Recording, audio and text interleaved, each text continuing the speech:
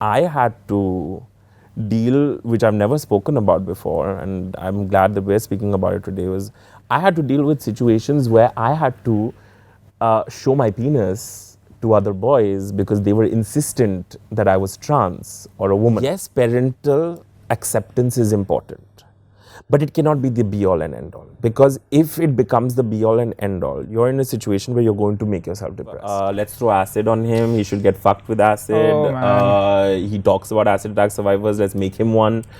Yeah. That is scary. I have actually left Facebook because I could not. Congratulations. Yeah, I think that's the best thing that you've done. the whole homophobia came, and I truly believe this is from the British. Right. The British did, when they came to India, they did not understand India at all. Addicted to phones, addicted to internet, addicted to being extreme. Either you are very liberal or you're full of hatred, right? So which I think is the American way of life.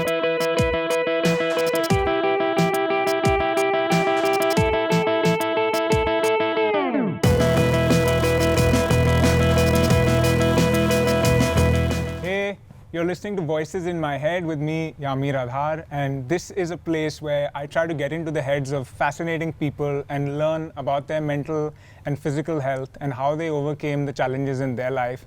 And today, if you haven't already guessed, we're at a venue that is called Kitty Sue, and I'm so happy to have Keshav Suri with me today. He is the owner of Bharat Hotels, which you may otherwise have heard of as the Lalit Suri Hospitality Group. He has multiple degrees from universities across UK, from Warwick, from King's College, from SOAS. And what I admire about Keshav the most is that he is a humanitarian. He is a cult leader for the LGBTQ community, which he took up a cause. And we've heard of Section 377, or some people call it Article 377, which was a homophobic law in this country. And Keshav was one of the leading figures to fight it and to get rid of it. And today, I also want to mention the most important thing is that he's a senior of mine from school. So he's got first dibs in kicking my butt anytime he wants. Why are you telling people that?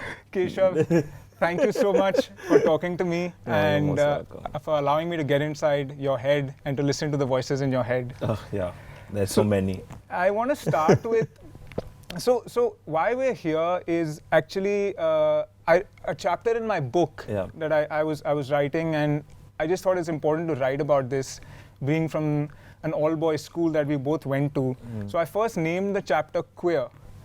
And as I was mulling over what I had written, I thought that it was kind of impolite to write that, or I wasn't sure if it came across very well. So I changed the title of that chapter to being being different. And then finally, before submitting it to my publisher, I changed it to being yourself, because I thought that's what this is about. It was about being yourself, and the view that people have about queer or being different, or it's you're being yourself. You are a gay man and you're being yourself, and unfortunately that wasn't always the case. No.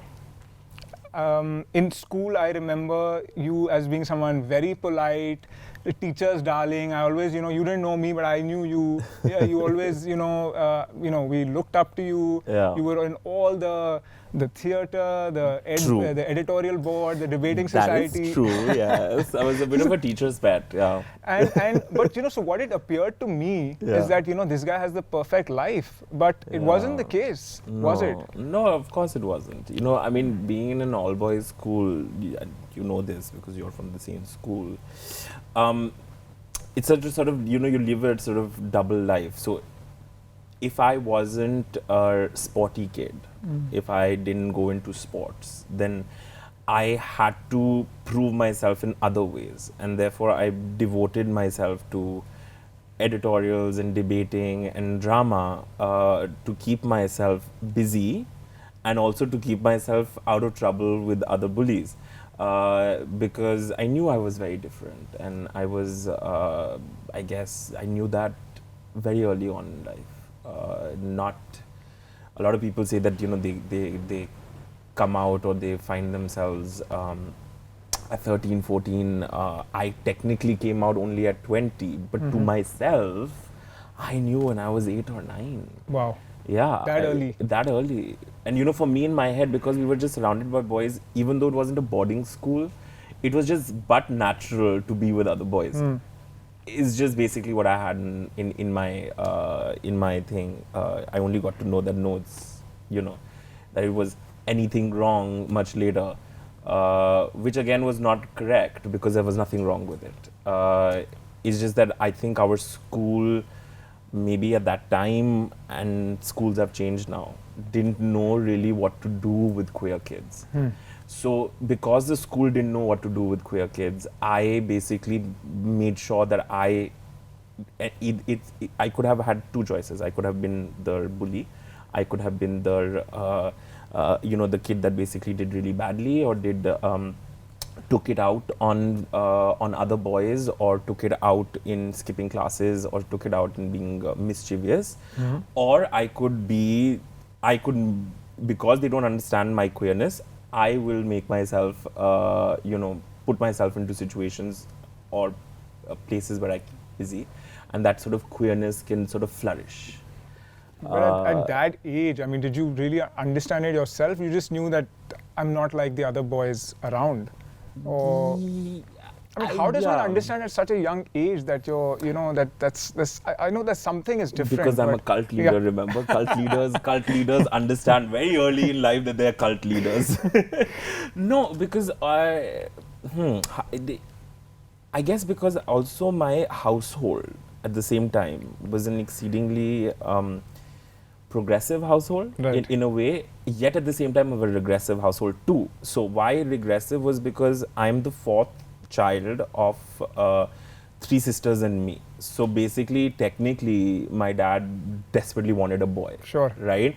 But, and then of course got me. And then at the same time, my mom's was so strong that you're not going to be like, oh, desperately wanted a boy and not make anything of the girls. And therefore, I came from a very sort of overachieving household. Right. And the women were way stronger than even men, physically and mentally. Right.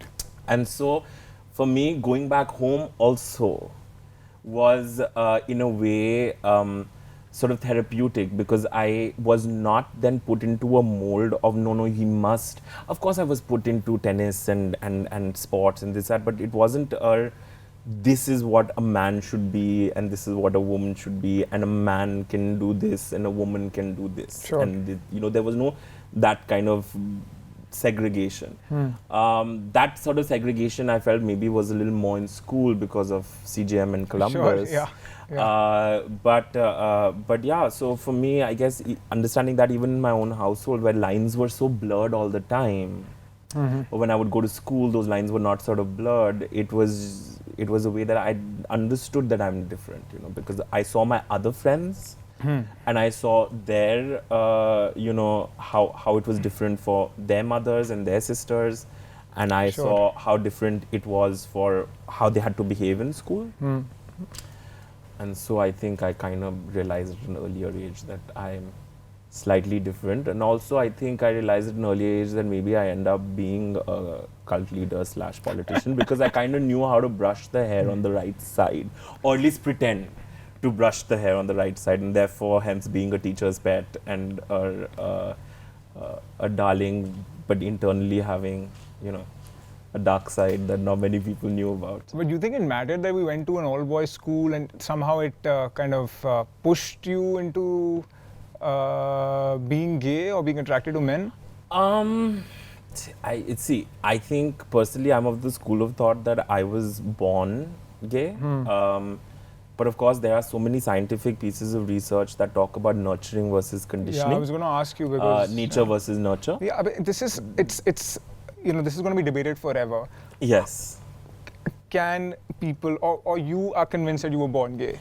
I'm pretty much convinced that I was born gay because I, from a very early age, knew that I was attracted to men. I didn't know what sexual attraction was, but when you see as a kid and you imagine your wedding per se, I always imagined it with another man. Wow. And I for some reason probably reverse. I idolized women, and I thought that I put them on a pedestal of being gods and goddesses. And because of the schooling and the guilt, the Catholic guilt that we grew up with, Yep. and of course how sex is bad and masturbation is bad, I thought that by having sex with a woman, you are defiling a woman, therefore you're defiling a Oh goddess. my God, yeah. Yeah. These are conversations that I've had with myself, and of course with various therapists. And- But so that's kind of where I came from. But I do also understand the idea of nurturing. Now, therefore, whilst I was like this, and whilst maybe my dad was an alpha male, at home again, you know, I had my mundan done when I was 3 or 4 years old. Sure. So I had long hair. Okay. And therefore, for the first 3 to 4 years of my life, I almost was, if I would go across anywhere, people would think I was a girl. Right? And then, of course, cross-dressing in school, right? Mother Mary and Sita and this and the other. Did that sort of help or perpetuate me to being gay? I don't know. But I know that I had a lot of straight friends who also cross-dressed in school, Sure. Yeah. and who are exceedingly straight and have had kids and, you know, are that. So if that were the case, that it was just Columbus, Sure. that thing, then there would be a lot more of Yeah, us that's what I would like to imagine. queer but kids. I was just wondering that, you know, these, you know, you hear these stories about these boarding schools and all boys schools or Yeah. all girls schools, and kind of, you know, half the people are gay, and it's just that they kind of conform to the norms that society or the bucket that I society don't know if wants they're them fully to be. gay, because I think the spectrum, and this is where I wish you would have named your title queer, Huh. because now the spectrum is queer, and you know, queer was a bad word when we were growing up. So I still thought it's a Right. kind of an impolite word. But it's so, not anymore. yeah. Now being queer is like wearing a badge of honor. All these kids nowadays, in your own child will be going to school, and they'll want to be queer. They'll Yeah. want to say we want to be queer, and it sort of encompasses everybody. And what I've understood from being in the LGBTQ community and also understanding queer and queer rights, which is the same as LGBTQ rights, is also that gender is and sexuality is such a large spectrum. Just because you were so all of these men that you're talking about who are gay men or lesbian women, maybe they were at that time, but they can change. Sure. A lot of them can be bisexual. Sure. A lot of them can be or can just be like, you know, sapiosexual. Now there is a term where basically people are attracted to somebody's brain and they're not really attracted to the physical genital organs. But yes, I think when we were growing up, we weren't really aware of this, and therefore there were these labels that were put on to. And the challenges that, you know, going through school at such a young age, knowing that you're different, or, you know, being so I recall an incident, and I've kind of put that in my book as well. There was a friend of mine, perhaps around the same age, really smart, one of the smartest kids I knew, very well spoken, is a Bengali boy. We kind of, you know, thought, you know, everybody thought he's gay, and I hate to use the word suspected, and I've written that too, that, you know, it's like, you know, you're talking about criminals or suspected terrorists. I mean, why were these words used? Yes. And he was a close friend of mine, and I didn't have the courage to continue that friendship with him. Because I was straight, I was always attracted to women, but for the fear of being branded. Really? Yeah, yeah. For You the were fear. straight? What? Attracted to women? What is that? For the fear of being branded as gay or as being whatever, I was too scared, because as a kid you're insecure. You know, you want everybody to like you. Yeah. And So it's I so had to- funny now that these kids are growing up and they're like, well, we're attracted to everything. So But that's a screw bit, you. that's a bit scary as well for a parent. I mean, I don't know how I'm going to deal with that. And it's easy for me to say, no, I'm very liberal, and yes, but... See, there is no handbook. There is no handbook for parenting. And this is what we need to also come to our own parents, right? There was no handbook that was handed to them. They were the victims of their times. Yeah. And therefore, we were victims of our times. And because they were taught that being gay is being a criminal act. Now, it's a microcosm. A school is a microcosm of the larger society and the larger things going on, remember that at that time there were not many representation. There were not that many Keshav Suris. There were not that many. There were a few designers who were maybe out, who were friends of our parents, but that was about it, and it was very done hush hush, and at parties, and it's okay in somebody else's house, not okay in our house. More so, the law was not in the favor of the LGBTQ community, and therefore, when lawyers and judges and all, they use words like suspected, and when media is reporting on suspected, that sort of trickles down to what you might have had interaction with this queer kid, and this sort of keeping in mind that this is again how I need to act, and if I talk to this queer kid, of course now you don't touch somebody and become queer, right? You don't. And I guess, this is what it was in school. I mean, you're talking about school. This is still an okay experience, where you said that you distanced yourself from a particular person because you thought they were gay. Fine. No, not because I knew they were gay. I distanced myself because I didn't have the courage to continue being friends with him because I was so worried about what people would think of me. Which I feel really bad about today. And I hope you've apologized to this person. Not yet, but perhaps after this airs, yes. You should, and you should reach out to them because you don't want that person to feel that something was wrong with them. Actually, when there was not something wrong with them, there was something wrong with you or in your head. Absolutely. And that's what happens with us. And this is why, coming to the fact that you don't know how you will deal with your child coming out, if they came out, or if they said that they're genderqueer, or now there's this new thing of being data. They're trans data. They want to become data because they not want to be human. I think that, again, we put a lot of pressure in our own head as to how that's going to play out. And we have a lot of our own sort of biases. So sometimes those biases can be correct because our brain is wired in a way to go to the negative. And sometimes when it happens, you're like, that was no big deal. That was nothing. World hasn't come to an end. Fast forward a couple of years, when I've told my mother that I wanted to get married, her first reaction, oh my God, will you go to jail? Will this happen? What will this, that, blah, blah, blah. And the day we signed the papers in Paris, there was no tsunami. And that very day, she's like, no, we must do a big shebang in India. We must have your friends and we must do that. And that's it. Sometimes we have those, and when we realize that there is, the world's moved on, nobody gives a shit, right? And I'm glad that world is becoming now, that we are getting that. Coming to school, you need to apologize, of course, to this kid to make sure that person didn't think that there's something wrong with them.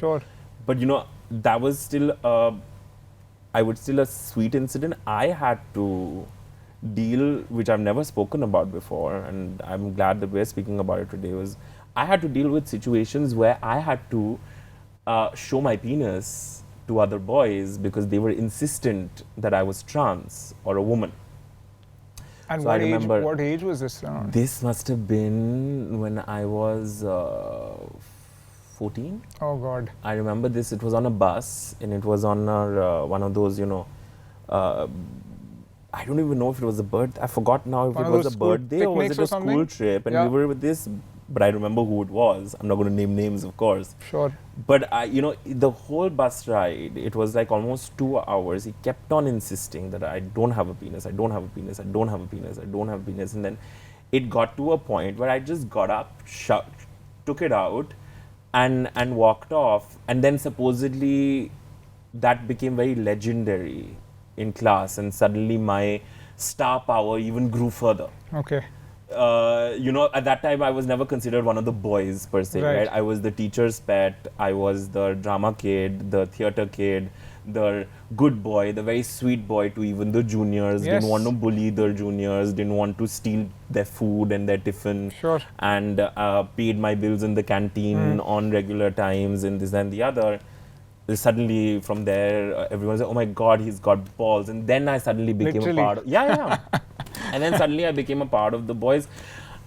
But I was like, I really don't care. I will, But what bothers me in all this is that your mental state, and which is what I want to keep coming back to, is that you did that and you became this hero, but internally, I'm sure it was it didn't make you feel good at all. And it's this constant battle that I have to keep being someone I'm not, Yes. or proving to people that I'm this when I'm actually not that. This constant battle of me trying to prove my manhood, right? Yeah. Especially in school, and happens more so with kids who are effeminate, or kids who do end up playing, these female roles. Sure. Yeah. They have to doubly then prove that they're men. Of course, it was heartbreaking. If I look at it on this instance, it was traumatic. But in a way that I still remember it, right? So of course it's in Exactly, somewhere in my yeah, psyche. yeah, sure. Because you tend to forget a lot of things and a lot of things. But I always come back to, and this, is that I always say that there were kids who had much worse, right? There were kids who were actually physically beaten. There were kids who were... Absolutely. And within my batch, those 2-3 There you guys go. who were Yeah. suspected of being gay, Yeah. suspected in air Physically quotes, they were bullied, beaten, they were bullying. segregated, they were isolated, Yeah.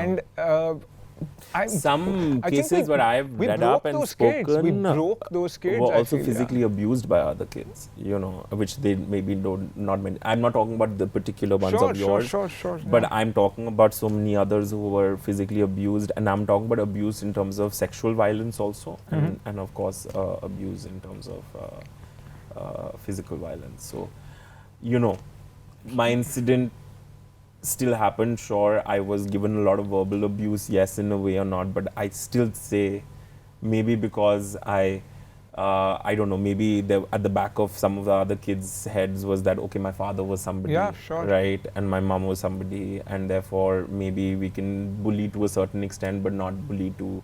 So my privilege maybe saved me a little bit.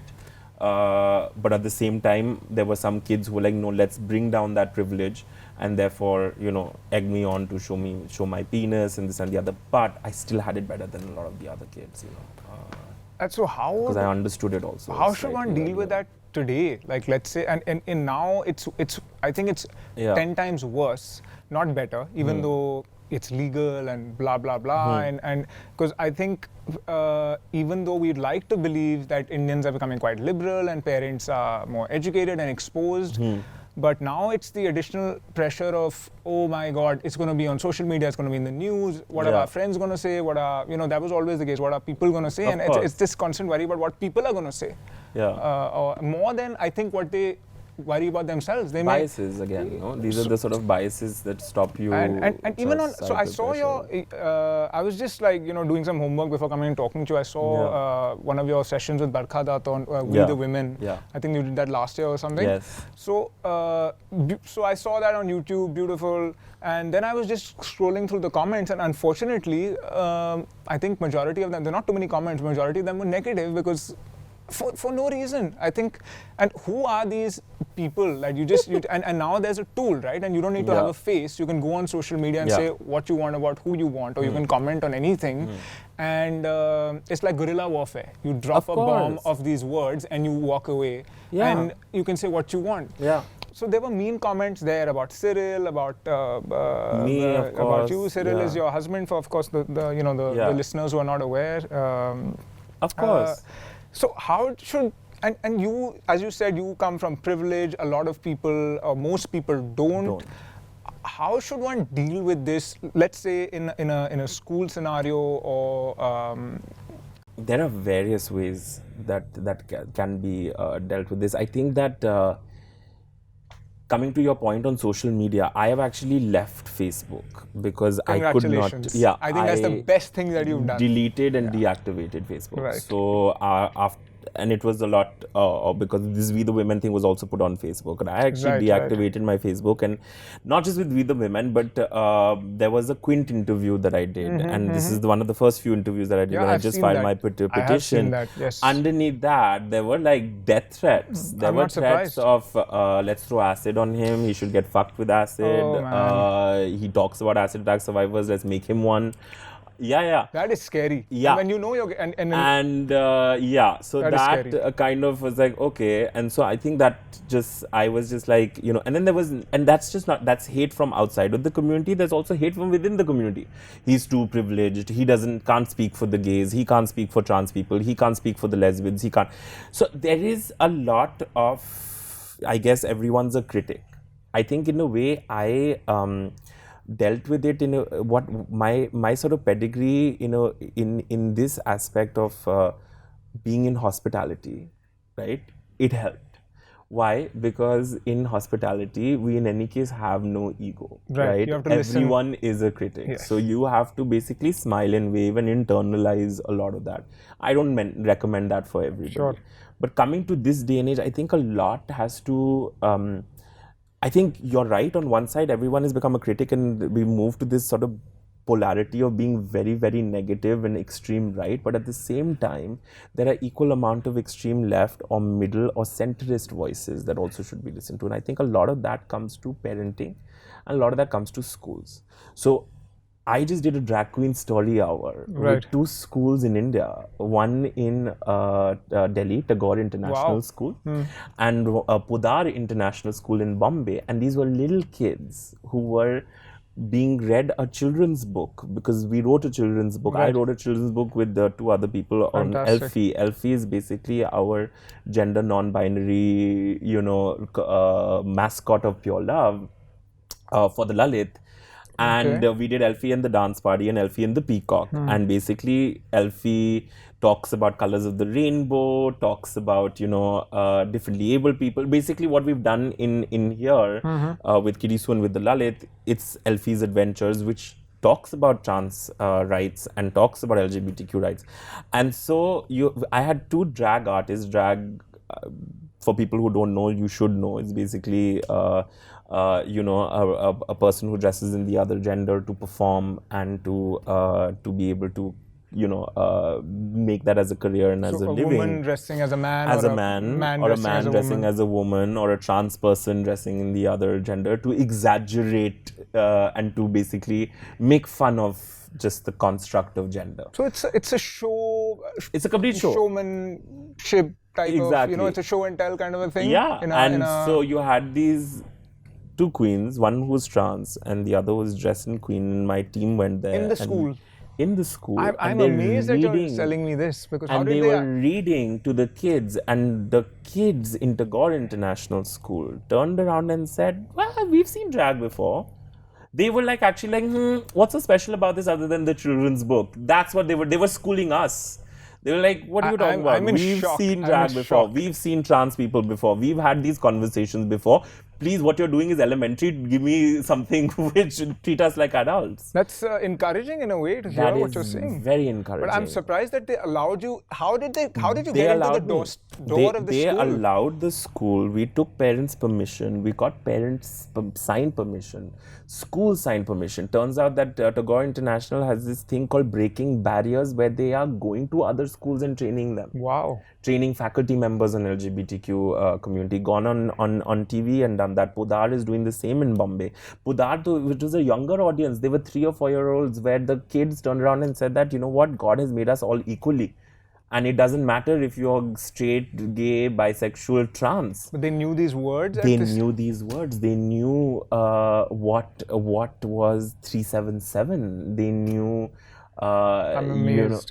So I'm really amazed. So the future is very bright. Looking I good. gotta say. Yep. Now it depends on every school. Of course, again coming back, these are privileged schools. Of course, the English-speaking schools. Has this gone down to the mass schools? Maybe not yet, but at some point it will. There used to be an NCERT book called Right. Meri Sakhi, which basically talked about the trans people, talked about third gender, talked about women empowerment.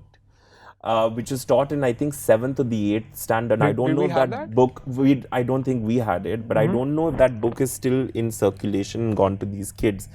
So I think that, yes, there is this, extremeness, but there is also this positivity, and there is this I'm extreme so happy positivity. to hear what you're telling me.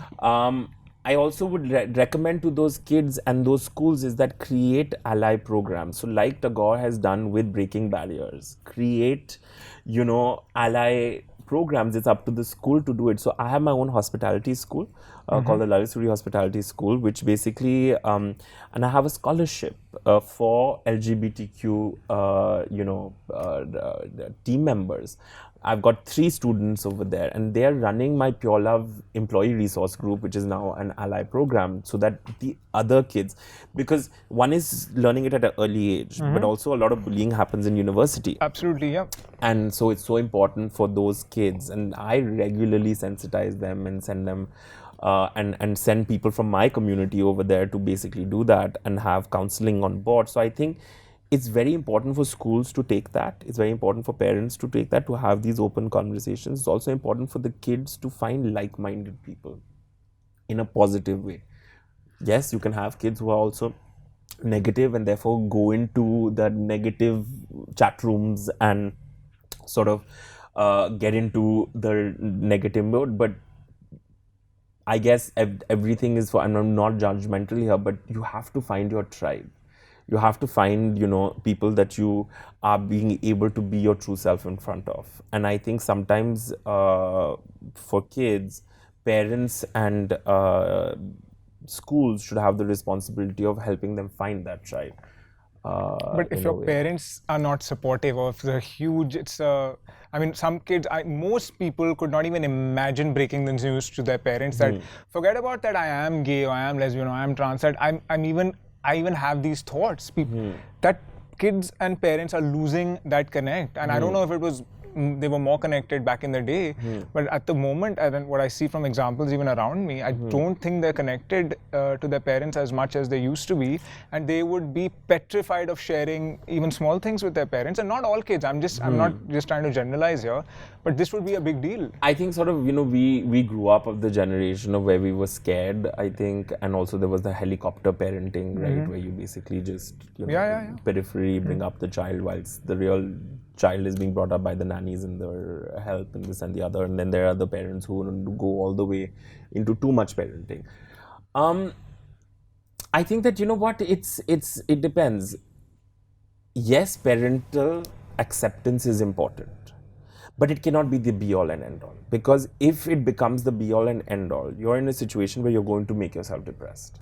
You're going to end up in a situation where you're going to end up going to drug use or going into disorders or eating disorders or mental disorders. And that is what I need to try and tell the kids, is that, okay, it's important, sure, and it's great that there are some who get it, but if there are some who don't, you cannot stop your life because of that. Those kids need to know that. And if, let's say, the parents are not being able to do it, then the schools or some sort of authoritative figure, and if not those schools, then those kids should find NGOs like Humsafar Trust, Keshav Suri Foundation, Nas Foundation,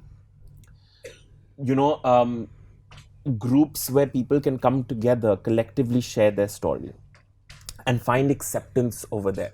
Why is it so beautiful in the trans community when you go to a sort of a hijra household, or you go to think, the mother of that household is not the biological mother, but she takes on the role because all those kids have been thrown out of their homes or not accepted by the family, or not things. So they become then the mother, the brother, the sister.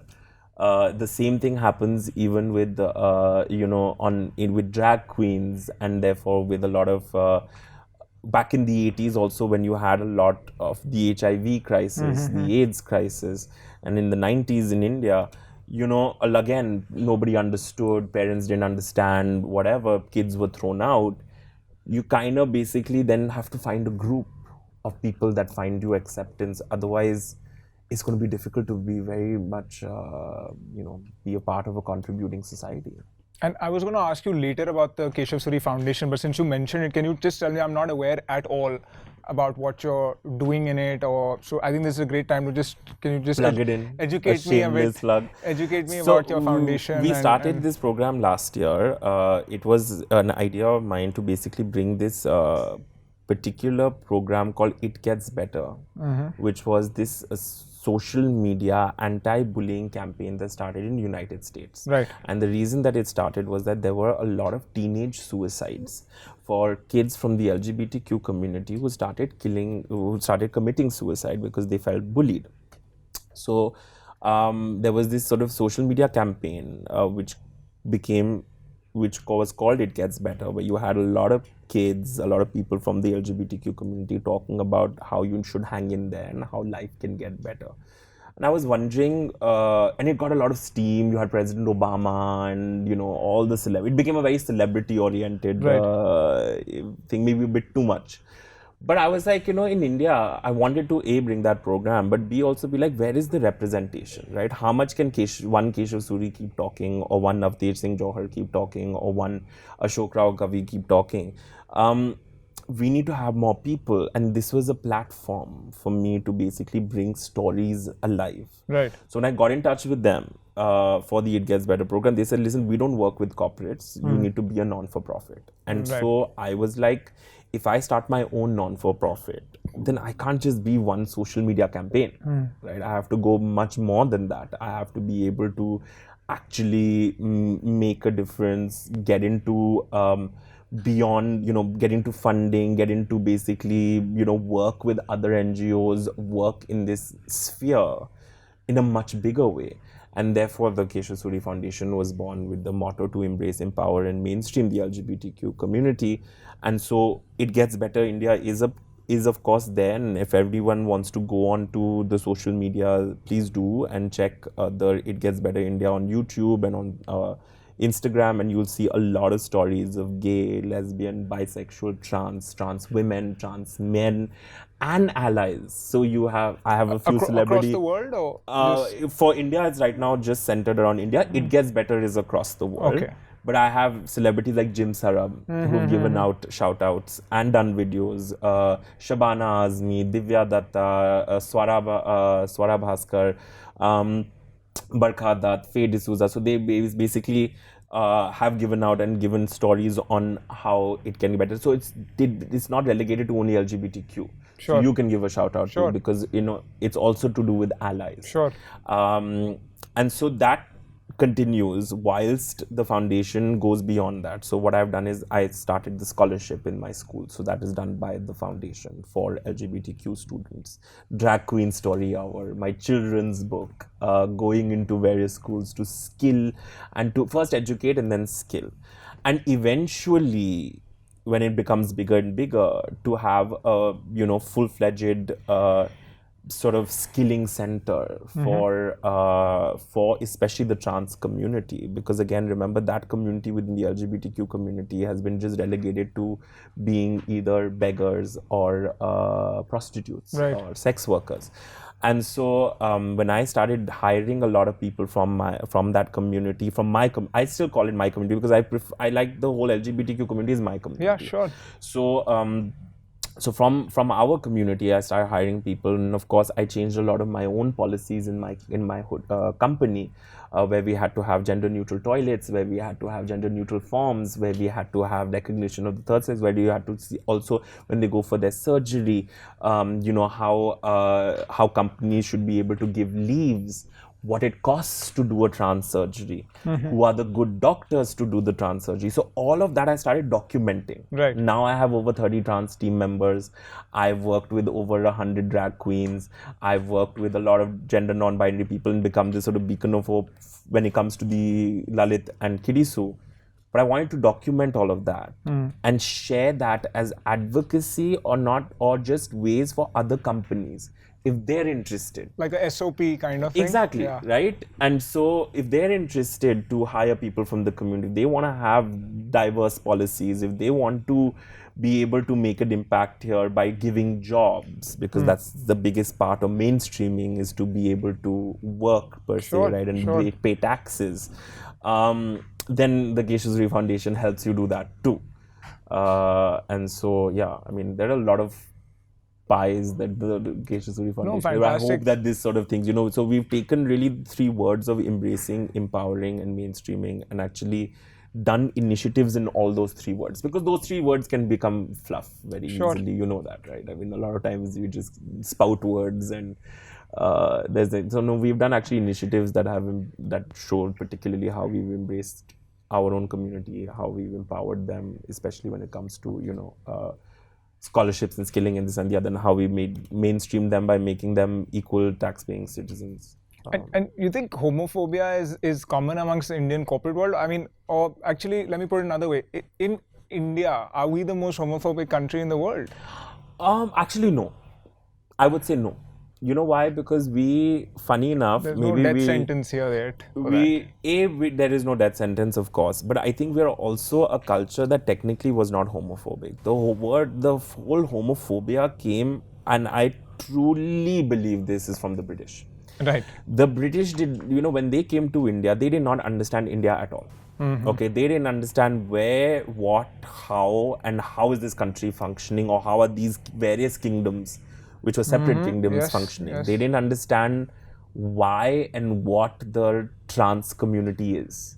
They didn't understand why in scriptures there are trans gods and goddesses, Sure. why in scriptures there are certain very male gods that are cross-dressing, why in scriptures there are bisexual gods and goddesses, there are openly queer gods and goddesses, and why should this exist? So actually, a lot of the phobias came from there. A lot of them, not even a lot of when it came to our the modern day society of us being very, very patriarchal, came from the understanding of what the British thought our society was and should be. Should be. So this law, Section 37, is a British law. It exists in all British colonies, in various means and forms. Singapore, Kenya, and all of that, because it was a Victorian morality law. Basically, how morals were considered in Victorian times in UK was basically how it should be in the colonies. So you think we as a country we inherited this, one of those other things we inherited, one more issue that we inherited from the Brits? We're still stuck in a lot of this post-colonial hangover. And now what's happened is that we were taken out of the British clutches and we're going directly into the American way of life. Ultra-liberal, is it, you think? No, not ultra-liberal, but basically the American way of TV dinners, everything on television, right. fast food, McDonaldization of the world. That's basically where we're headed to. So now, addicted to phones, addicted to internet, addicted to being extreme. Either you are very liberal or you're full of hatred, right? So which I think is the American way of life. I think in the meantime, we've really forgotten what sort of peace-loving people we were. If we weren't, why did we have the British rule us for so many 300 years? We've forgotten that we created, where you're sitting in Kirisu, but you've got all of these sexual positions of Kama Sutra. I have a hotel in Khajuraho, which overlooks the temples, which are now 9,000 years old, as compared to the Cambodian temples, and is a UNESCO World Heritage Site. And there you've got depictions of sex. You've got a scientific reason as to why those depictions were there, because at that time the people were becoming too religious, and therefore were not having sex, and they were only going to temples, and therefore the king decided to put this in the temple, modern day pornography on the temple, so that they would come there, see, get visual stimulation, have children, so that they could have more men for the army and more women to procreate and whatever. But yet it's taboo. Sex is still taboo in our country. We can't talk about it. Which came a lot from the British, by the way. It came from a lot of them from the British, because at that time they couldn't talk about it, and they didn't want to talk about it, and they forced that a lot upon us, and a lot on what we were perceived to be. And but now you've got this sort of bipolar world that we're living in. So I personally think that no, we're not that homophobic a country. When even our school was a Catholic school, remember that? It was a Catholic school run by Irish Catholic extremely conservative school. Exactly. There were other kids in the same age group that were in schools like British School, that were in schools like Vasant Valley, that were in school like GD Goenka, for example, right? Remember there was that GD Goenka school where everyone talked about how there's a McDonald's inside their campus. Air-conditioned school. And air-conditioned school. So there were kids that were getting exposed simultaneously at the same time to things that we were not. And we didn't have any sex education. Whereas I some don't of know those why. kids did. Yeah. British school for sure did. The American school kids for sure did. You know, so I think that it again boils down to where the school comes from and what the ideology came from. And I personally, Cyril and I have been to so many of these cities before we even got married, and we Sure. walked so much on the roads. There was never a homophobic slur. In fact, we had a homophobic slur thrown at us in Paris Wow. by 14-year-old kids. I've never had a homophobic slur thrown at Cyril and me together. I had when I was a kid, yes, in school that was different, but Sure. together as a couple, people might have made snide comments or hushed up on the side, but I never had it directly thrown at me on my face in India ever. That's good to hear. And in fact, we had that in Paris. We had that once together in London. We had that once in the United States. And where I'd imagine it, because it's much more open and, well, open in air quotes. I remember that there was this, in the same trip in the United States, we had one person who yelled homophobic, Mauritius, by the way.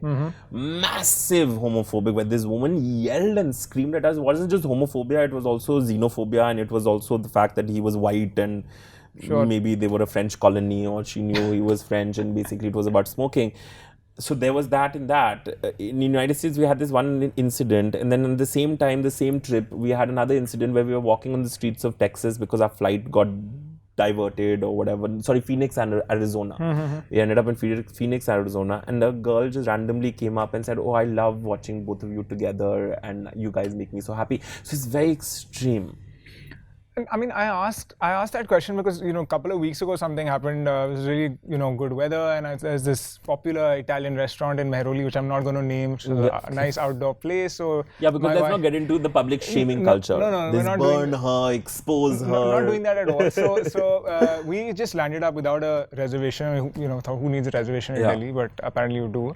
So there was a big queue, and there was somebody was having a private party there, which is why. And this clearly to me, these two boys walked in. They looked like probably they were gay. I was only guessing or suspecting that they were gay. And which you need to stop. No, I'm joking. I'm joking. I was not suspecting. I just thought that probably a gay couple. And they went. We just smiled and said, "Oh, it's so busy." I said, "Yeah." Just some polite conversation. They walked off straight into the party, and then these two so-called macho guys came from the inside, and they were really giggling, and they were talking to each other, and he said, "Oh, there's a full homo party happening inside," and it just made me feel really uncomfortable because these two guys, when they were walking, well-dressed guys, looked like they were well-educated. They were wearing probably expensive clothes in a fancy place, which obviously, they had money. And then they said this comment to each other that one guy said to the other, and made me uncomfortable. I said, that's so stupid. Why are they looking? And there was so much hatred in that comment. I felt that, these guys, oh my God, like they really were uncomfortable. Possible. So a lot of times you have to come that a place of so much of hatred comes from some extreme internal demons. So maybe one of them. Yeah, the guy who commented, perhaps could have been, because he's fought it all his life and therefore been told that it was wrong. See, homophobia exists everywhere. It exists everywhere. It exists in every layer of society as well, and it exists in every country. Again, I think that because maybe we've gotten too wayward and too fortunate now, the words like homo, right? Again, like no homo, no bro, no homo. You see that on YouTube, you see that a lot coming from United States, from Americans, all these YouTubers, no homo, hashtag no homo was trending. What does that mean? That I'm not, I'm a bromo, or I'm not gay. So basically means not homo. So basically because people now don't want to spell, right? They don't want to, because the T is too irritating to type out. You see, so it basically not homo becomes no homo, because I guess like that's the we're living. But I mean, that exists everywhere. Is it existing more in the corporate culture in India? Because you're trying to create a huge change in the corporate world, and that's as why I'm much as it asking probably exists everywhere else, because all these other countries also, and this is again comes back to our own internal demons and what we look at, and are we looking at, you know, glass half full, or are we too cynical also? And sometimes I find myself to be too cynical. But you know, a lot of these countries and a lot of these corporate cultures talk about inclusion, they talk about diversity, yet they will have 30 men and 1 woman, and they say that my diversity quota. And these are American companies, British companies, Western world, developed world. Whereas no, here, you know, we have made it a point where we have trans people in positions of decision making, not just in entry level jobs. So I think that, you know, it depends on, you know, I think it's as homophobic as it is outside, can become a little more amplified over here because of the law, and the law just being read down, because a lot of corporate India didn't know whether it was legal or not to, and didn't know whether they should openly, you know. And again, see, everything is a microcosm. It stems from the law. It stems from the fact that, you know, there were so many things like I had companies turn around and say that I can't hire people, or I can't have ERG because it's not legal. But actually the truth was that the law said you had to be caught in the act. Meaning that your privacy had to be invaded, where somebody will have to put a camera of you having sex. And it also talked about sex beyond procreative sex. So if you and your wife gave a blowjob and got caught in the act, then your wife and you could be put behind bars for 377. Didn't mean just anal sex. Didn't mean just... but see, you've obviously gone into a great level of detail and understanding the law, getting the right lawyers, getting yourself educated. But most people would say this is illegal because you've read something or you've heard something. And that's that's how you deal with phobic people, is to educate them. My personal thing is that don't antagonize them immediately and say you are wrong, shame this person, shame, because we are reaching that level of shame everyone, drop this like a hot cake, drop that company like a hot cake, destroy this one, destroy that one. Then there is no difference between us and these kids who are going into all of this, you know. If we're trying to teach our kids to be inclusive and love and basically take every opinion matters, then going into public shaming is not. I felt that the way you deal with a lot of phobic people, unless they are complete sycophants and they are completely open to anything, is through education. A lot of time their phobias came to education. So coming to my own example, when I came out, my parents immediately equated being gay with HIV, because at that time, all we knew about being gay people was HIV. Equated it to being promiscuous, you know, equated it to being lonely, equated to not having a partner, equated to not having children, equated to what they were sort of surrounded with. I won't call my parents homophobic. They weren't. Right? But it was also the lack of awareness and education. And I would say that if, for example, you have somebody saying, oh, homo prati, this and the other, in a nice way, be like, what do you mean by that? And can we maybe discuss what actually is or homosexual? why do you have a problem with this? And why do you have a problem with it? It's legal now. And even if it was not legal, what is it bothering you? Are they trying to come to you? Is somebody trying to molest you? Is your manhood getting subdued? Or what's the issue, bro? But in a nice way, of course, in a sort of lack of thing. And sometimes, like I said, it's difficult to educate somebody, but I think most of the time, it's a lot of people's own biases and phobias and their own lack of education. And if, let's say, you can't go up to somebody at a party because you don't want to antagonize anybody and vice versa, well, that person now is living in a world. So that's one of the reasons why I did this It Gets Better India campaign, was that I populate so much of that information out there that you can't look left or right, you have to see it. Right? So you see so many gay people, you see so many lesbian people, you see so much of representation. Now you have a lesbian athlete, Dati Chand, who's come out, she's from Odisha, non-privileged at all, and was almost selected for the Olympics. You soon will have actors and actresses and trans people on the screen, and vice versa, maybe even politicians. So, I think this is something that, I guess on the flip side, America did very well with GLAAD and with Ellen DeGeneres. And we need now heroes and we need heroines and we need people basically things so that these no homos, they have no choice but to look. And enough, I mean, politicians have said silly statements, and perhaps politicians and certain people who believe that they teach yoga and stuff like that, that we can cure not homophobia, sorry, but we can cure being gay. Yeah, so, you know, your son is gay, we can cure him. I'm not going to name names. They think it's a disease. Yeah, so I'm not going to name names, but, you know, there was a former health minister of this, of our country, way back when, and talked about how, you know, being gay is equated to, again, having HIV. That former health minister came for the wedding reception that my mother did for my husband and me in Delhi.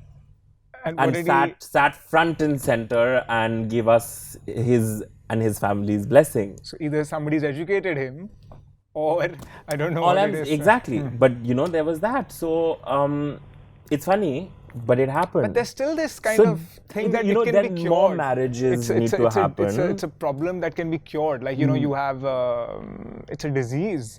And there's some people with that mindset, and unfortunately, they are the ones with the disease in their head. The problem is that what we need to change the narrative and say that homophobia is a disease. Absolutely. That's why I celebrate days like, you know, International Day of Against Phobia. So basically, it's called Idaho, and basically it's International Day of Homophobia, Transphobia, Biphobia, and you know, where we basically, it's a day against, of course, by the way, it's International Day Against, but we basically celebrate that to recognize that these phobias, are diseases, and therefore there is a cure for that, which is basically pure love, is what I say. Our campaign, basically our Lalit campaign. But more so, it's just basically educating yourself. See, again, like I said, a lot of people are such victims of their circumstances. Even in India, until 2018, the Indian Psychiatric Society used to recognize homosexuality, transgender as being a mental disease. You're kidding. I'm not kidding. It was officially, it was in this hotel, when they did a conference where I got them together, that they announced that it's not a disease. This was just before the judgment came out. That happened in 2018. So it was considered to be, you know, somebody would be diagnosed with... So of course, if these politicians have not educated themselves, and of course they're hanging out with these things, there are doctors that were lists that they can cure homosexuality. Back in the 70s and 80s, when shock therapy was legal, they were giving shock therapy to cure someone being... Prince Manvinder, who you also should interview, he got shock therapy from his parents. He was the first ever royalty person to come out. He went on Oprah, he went on Ellen also, and he went on to even the Kardashians from Gujarat. And he was forced into a marriage, and he was given shock therapy, electroshock therapy.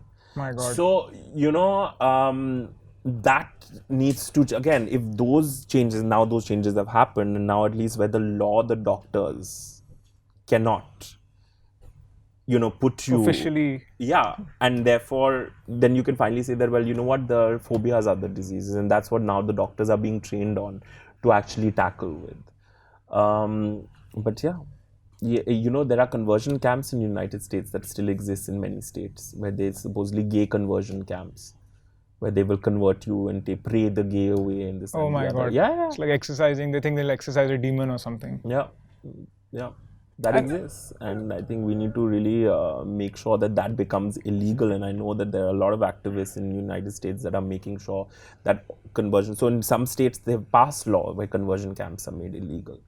And, you know, that sort of thing needs to happen here too, because I remember when this happened and there were still, you know, adverts on things like Practo and this and the other, where doctors were still saying that, oh, we can cure homosexuality. Then people were using the power of social media and saying, can you please change this? And Practo took that decision and then started doing a lot of training and came up with a big statement on things. Zomato did the same also. There was some issues with Zomato and their inclusion. And they also turned the narrative around.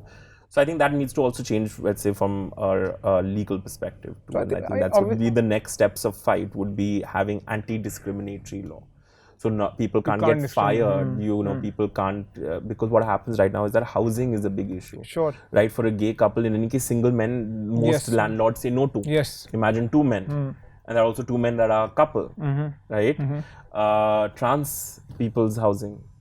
So many instances where people have been kicked out of homes, have been kicked out by their landlords, and now there are TV shows like Made in Heaven. I was just thinking of that. That was brought up. I was thinking of that, yes. And that has existed and still exists. So I think what needs to be done, and these are lower hanging fruits, is that, people can't be kicked out of homes, people can't be kicked out of jobs, people's progression cannot be hampered because they belong to a particular sexuality.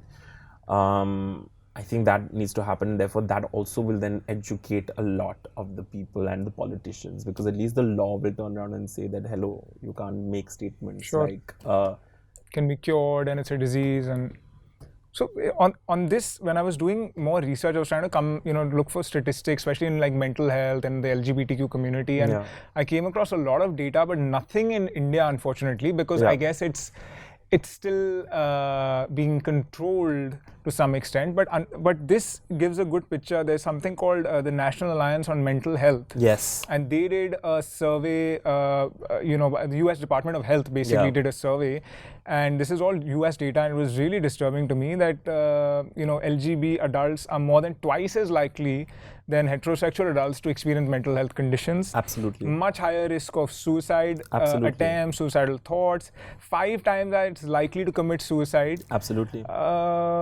This just goes on and on. I've got many points. I don't want to go through all of them, but this is really disturbing. That's where this It Gets Better India program came from. It was because it reached a point where they had to nationally talk about it. There was another project called the Trevor Project, which you must talk about. Again, came from United States. You must read up about. Because there was the kid Trevor who, again, because of bullying, because of his sexuality, killed himself. Yes. And so that is true. That is true, and that it goes on into adulthood because of all the guilt. And if you want data from India, then I would suggest go on to NGOs like Humsafar Trust. Sure. They have done a lot of research on this. HIV Alliance India has done a lot of research on this. NAS Foundation. A lot of the NGOs have actually spent a lot of their time in funding, in getting research done. But it's difficult too. And mental health is already a big issue in India, where there are not enough people talking about it, and there are not enough people even working on it. But then that gets amplified when you're in a minority, and more so when you're in a minority that is not legal. And therefore, it becomes much bigger. Now, so gay men not only go through battling and I'm just talking about gay men here right now, battling their manhood being questioned, but also body imaging, and not like Grindr and Tinder helps, right? And not like these where now there is an image, oh, you're a gay man, you have to have muscles and a 6-pack and a huge dick and a nice ass, and if you don't have that, even on Grindr, you will see that no fats, no femmes, no Asians. Yeah, these are Grindr profiles of gay men. Wow. Then you have the lesbian community, which is already suffering enough because they're born a woman in this country, which is clearly a wrong gender to be born in. Then on top of that, to again fight their femininity. And to basically say that, oh, I am a woman and therefore, but I can dress like a boy, or I can have feelings for another woman.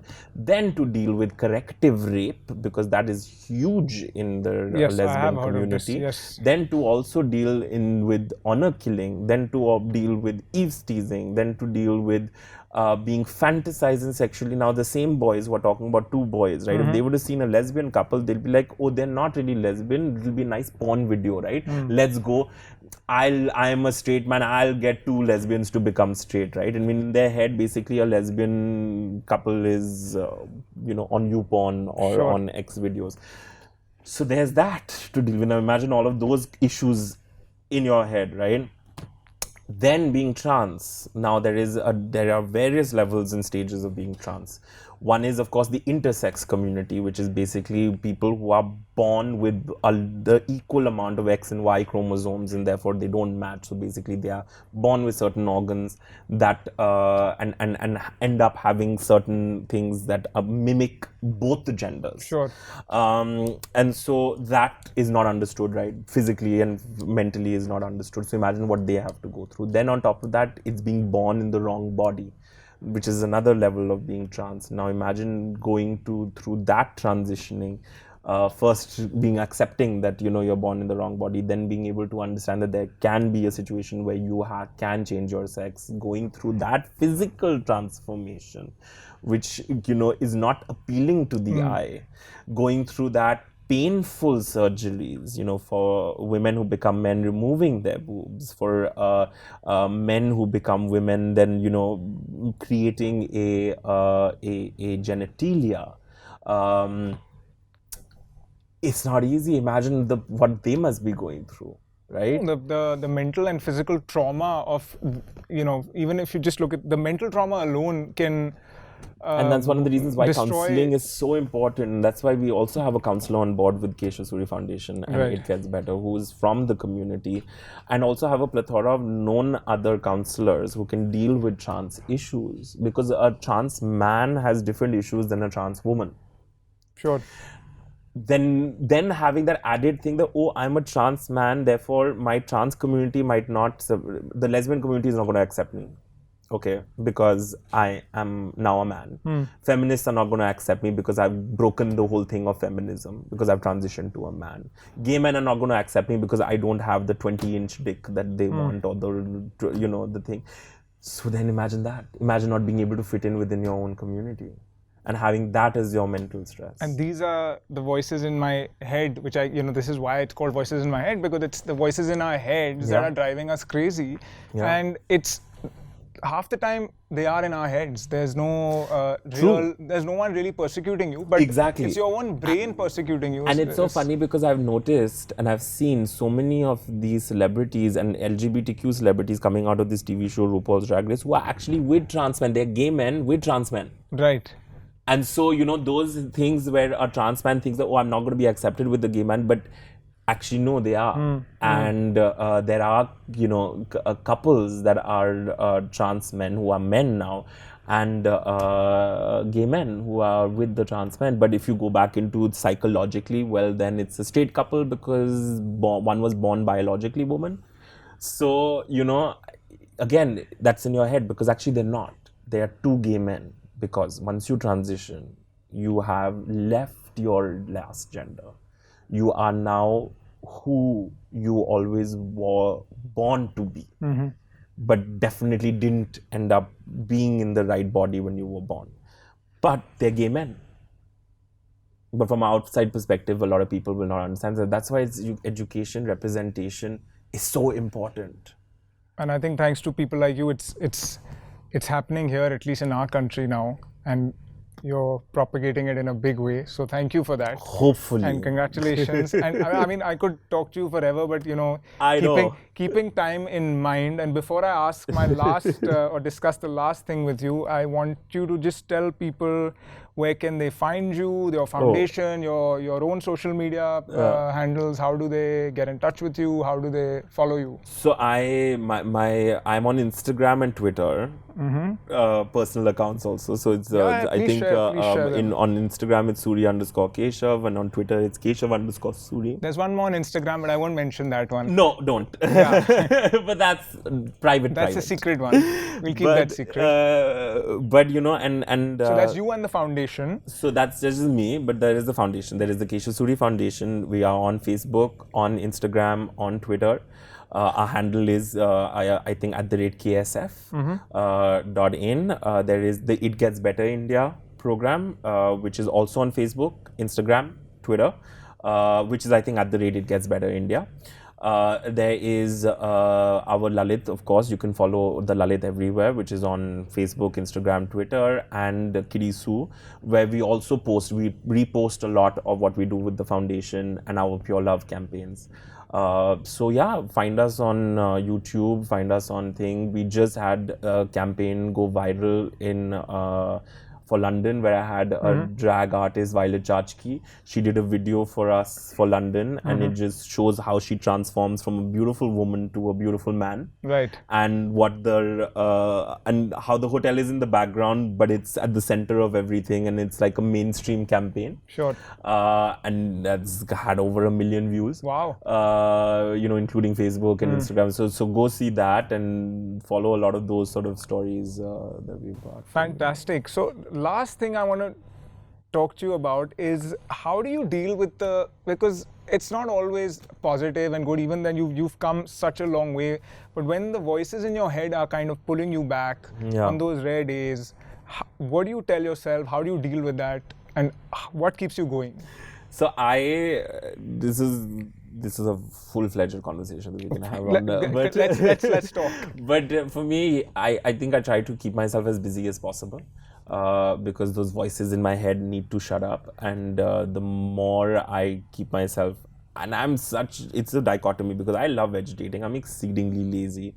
I would sit in front of a couch and be a couch potato and just watch TV, and I would love to do that. But at the same time, when I do that, I know that there is a huge amount of voices in my head that want to get out, and so I think keeping myself busy at work and keeping myself busy in projects is very important. I also think that if you are in a position of philanthropy, do it for selfish reasons.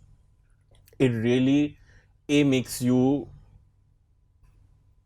at the same time realize that your problems are just this much as compared to the world's problems. I mean, when I started working with acid attack survivors, and when I started working with differently abled people, and when I started having, when I heard the story of DJ Amish, who's now our resident DJ at Kirisu, right. How he was just a stupid little kid who went to Manali, was smoking joints, his friend was driving, and next thing you know, he's on a wheelchair because they've had a car accident, and then he wanted to always be a DJ, and he used to come to Kirisu when he didn't have the accident, and then came post that, and how his perspective changed. Now he's at Kirisu. How Sonia's life, basically, on how she was born intersex and became a sex worker at the age of 12, and then continued to do so. And at 18, her lover threw acid on her, gang raped her and threw acid on her because she said no to him. And so, and how the cops didn't arrest the guy because how can a sex worker say no? This makes you realize how small you are, right? Wow. On the flip side, of course, it should not make it look like as if you have a savior complex because the white male savior or the rich, savior. No, that should not be the case. But what it should do for you, or what it did for me, was that it just made me realize that, listen, I am a speck in the large microcosm things of the world, and I keep complaining, and I can say this is not right, and I'm poor little rich boy, poor little bitch boy, my family, my this, my politics, and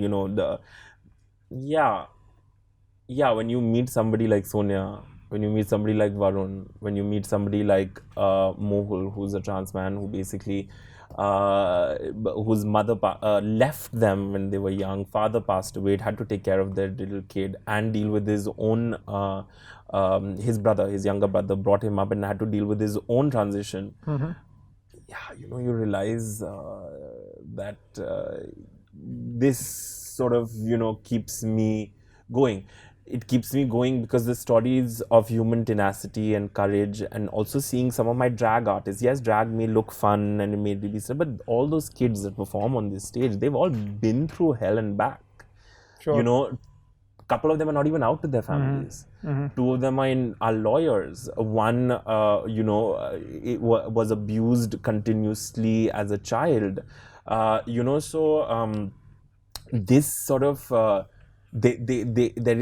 they might put on these wigs and makeup and hair and come up with this sort of fabulous character, but it's a lot of hurt there. So, I think this has kept me, at least some of my voices, at bay. Does it help all the time? No, I'm going through my own slumps. Last year I got married, I had these wedding receptions, and I had all of this. And there was the 377. And this year, it's been a relatively tough year because my grandmother passed away, and there were a whole bunch of other things that have happened. That the economy is shit. Sure, sure. And so it has been a little difficult here for my own self, in a way, for me to keep myself busy or myself activated. But a lot of times I'm just like, hey ho, stop complaining, get out of your fat ass, do something about it, because you are in a position to do something about it. I find it very lazy of people in positions like mine and not do anything about it, yet sit over there and complain about it. Sure. Right? So when Cyril had that conversation with me saying that, oh, you're complaining about LGBTQ rights, what have you done it? Have you signed any petition? I signed the petition because he was right. So more power to you, more power to your causes. Thank you for doing what you are doing. And being a cult leader, and tomorrow, who knows, there might be a cult leader, and I will vote for you when you run for office in this country. Watch this TV show called Politician on Netflix. Politician. I think you'll love it. Okay. And you might see a lot of resemblances between will do people in our school and will do, and how it was in school and how it is right now. Thank you again for talking to me and allowing me to get into your head. We can do all this whenever you want. So we'll do this again for sure with Keshav Suri. You're listening to Voices in My Head. And thank you, Keshav Suri, for being here, and we'll catch you next time.